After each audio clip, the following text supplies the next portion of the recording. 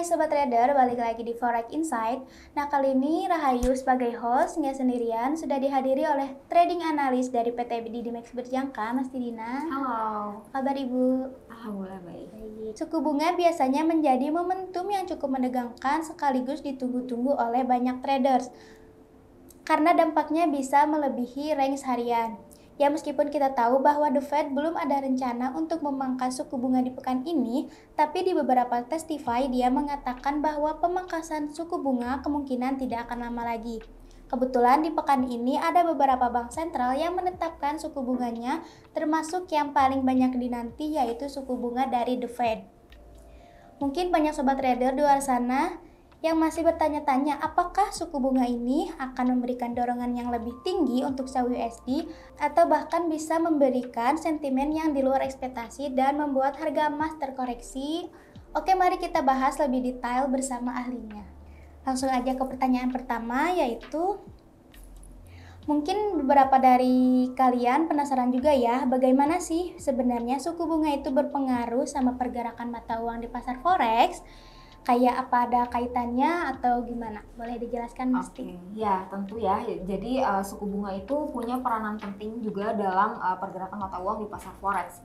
Kalau misalkan suku bunganya naik, biasanya tuh mata uang di negara tersebut itu jadi lebih kuat karena minat investor untuk investasi di negaranya tersebut itu meningkat gitu kan. Tapi kalau misalkan suku bunganya itu turun, itu biasanya mata uangnya juga jadi lemah gitu karena minat investor buat investasi di negara tersebut juga menurun gitu. Jadi bisa dibilang ada hubungannya gitu antara suku bunga itu sama pergerakan mata uang.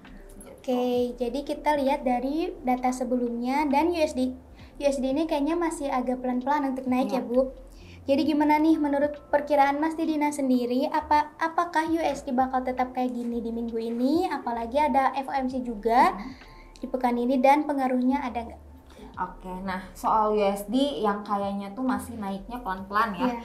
Sebenarnya kalau lihat dari data sebelumnya sih memang begitu gitu kan ya. Tapi kalau diprediksi buat minggu ini mungkin ada potensi USD itu bisa terus naik.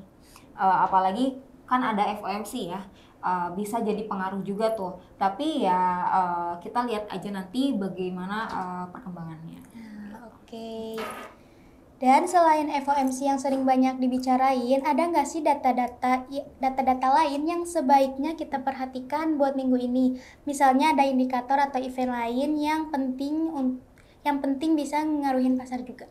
Oke, selain FOMC juga ada beberapa data penting yang lainnya yang harus kita perhatikan juga. Misalnya ada PPI sama PMI yang bisa ngaruhin pasar juga gitu kan. Jadi kalau misalkan kita mau trading, itu kita lebih baik ngikutin perkembangan data-data kayak gitu. Oke teman-teman, jadi kita tahu ya bahwa di minggu ini kayaknya bakal seru juga pergerakan di harga pasar.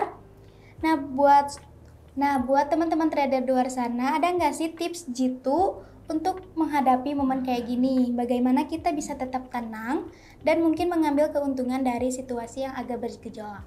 Oke, buat teman-teman trader yang mau hadapin momen seru kayak gini gitu kan di minggu ini, apalagi ada beberapa tips nih. Yang pertama itu jangan panik dan tetap tenang meskipun pasar itu lagi bergejolak gitu. Lalu yang kedua, pastiin juga buat trading plan atau rencana trading yang matang sebelum masuk ke pasar gitu kan. Dan yang terakhir itu selalu ingat buat kontrol resiko gitu kan ya, dan jangan lupa juga untuk pasang stop loss. Gitu.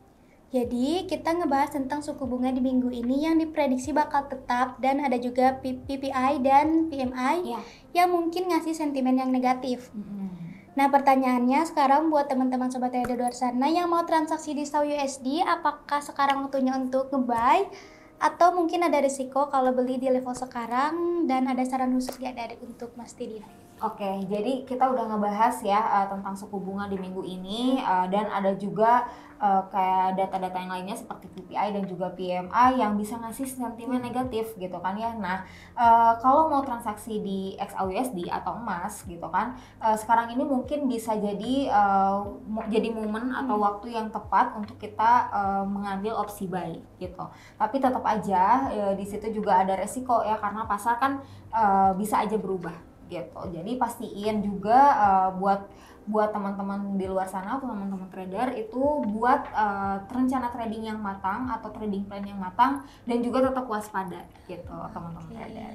Oke, teman-teman, kita sudah berbicara ya tentang berbagai faktor yang mempengaruhi pasar di minggu ini dan bagaimana kita bisa menghadapinya dengan bijak.